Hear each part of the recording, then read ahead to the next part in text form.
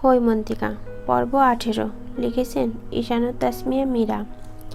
সবে 8:20 উবুধ হয়ে বিছানায় শুয়ে আছে তুষার। দরজার কড়া আঘাতে ঘুমাতে বেশ অসুবিধা হচ্ছে তার। চোখ মুখ কুঁচকে সে চেঁচিয়ে উঠল, কে?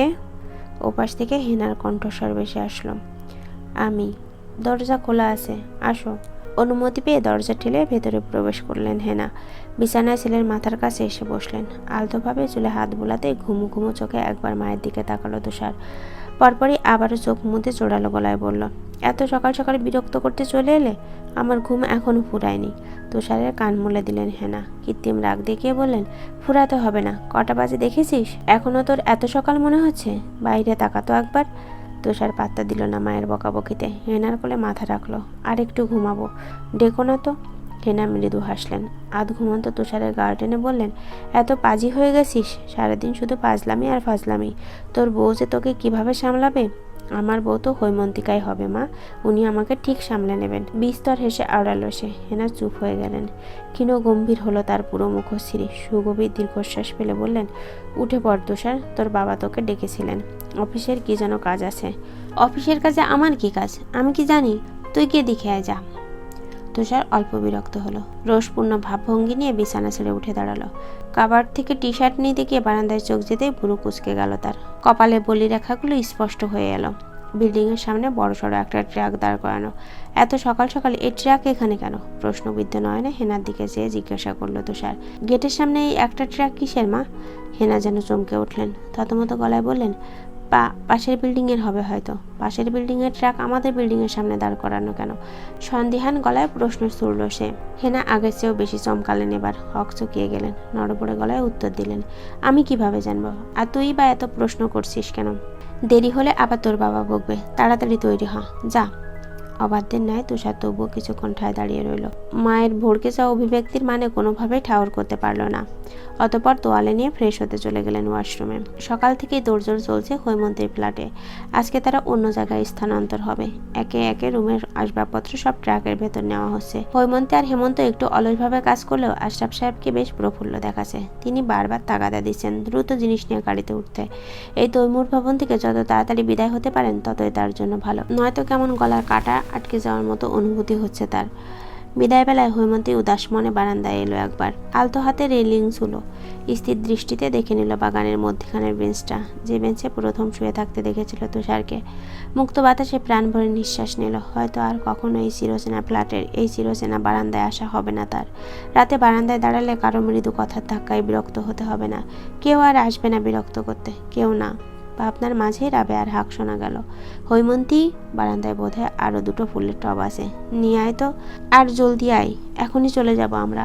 হৈমন্তী শুনল। অতি সন্তর্পণে অসংখ্য দীর্ঘশ্বাস পেলে টব দুটো হাতে নিতেই টের পেল টবগুলো ভীষণ ভারী। কষ্ট হচ্ছে নিতে। বহু কষ্টে সদর দরজার কাছে এসে থামতেই কোত্থেকে নাওয়াজ চলে এলো সেখানে। কিছুক্ষণ হৈমন্তীর দিকে পর্যবেক্ষণের দৃষ্টিতে তাকিয়ে বড় টবটা নিয়ে নিল হাতে।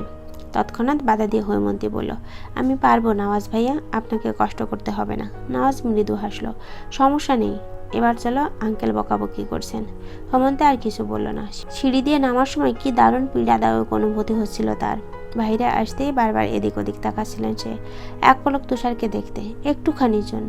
নওয়াজ প্রশ্ন করে উঠল তখন, কাউকে খুঁজছো হৈমন্তী? বারবার এদিক ওদিক তাকাচ্ছ যে, হোঁচট খাবে তো। সঙ্গে সঙ্গে নতজান হলো সে। মিনমিনিয়ে বলল, কাউকে খুঁজছি না, এমনি দেখছিলাম। কি ভেবে হাসলো নওয়াজ শব্দহীনভাবে। বলে উঠল, কোথাও বেশি দিন রইলে জায়গাটার প্রতি কি মায়া তৈরি হয়ে যায়, ছেড়ে যেতে ইচ্ছা করে না। এটাই স্বাভাবিক। নতুন জায়গায় কিছুদিন থাকো, ওটাও প্রিয় হয়ে যাবে। এ জায়গার কথা আর মনেও পড়বে না, তাই মন খারাপ করো না। নওয়াজের সান্ত্বনায় শান্ত হতে পারল না হৈমন্তী। অনুভূতিগুলো আগের মতোই রয়ে গেল। শেষবারের মতো তৈমুর ভবনের দিকে তাকালো সে। তুষারের বারান্দায় হেনা দাঁড়িয়েছিলেন। তিনি ব্যথাতুর দৃষ্টিতে তাকিয়েছিলেন হৈমন্তীর মুখ পানে। ঘড়ির কাঁটা জানান দিচ্ছে এখন 12:55। রুমের হালকা গোছগাছ করে রুমের অজানা বারান্দাটিতে এসে দাঁড়ালো হৈমন্তী। ততক্ষণে আশরাফ সাহেব আর রাবেয়া ক্লান্তিতে ঘুমিয়ে পড়েছেন। হৈমন্তী ঘাড় ঘুরিয়ে একবার রুমের ভেতর তাকালো। সঙ্গে সঙ্গে কেমন দমবন্ধ করার অনুভূতি হলো তার। এখানে কিছুতেই ভালো লাগছে না হৈমন্তীর। সবকিছু ভীষণ অচেনা, অপ্রিয়।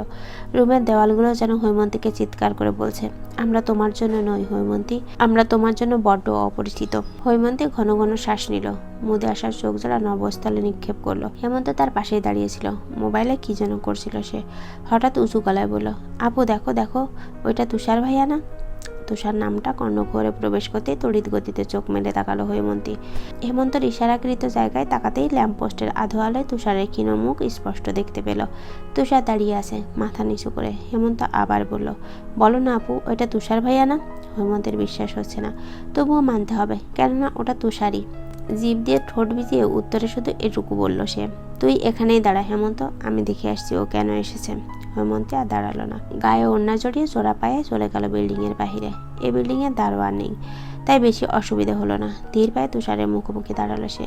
মুখ তুলে হঠাৎ হৈমন্তীকে নিজের সামনে দেখে চমকালো না তুষার। কথাও বলল না, শুধু হালকা কেঁপে উঠল তার আঁখি পল্লব।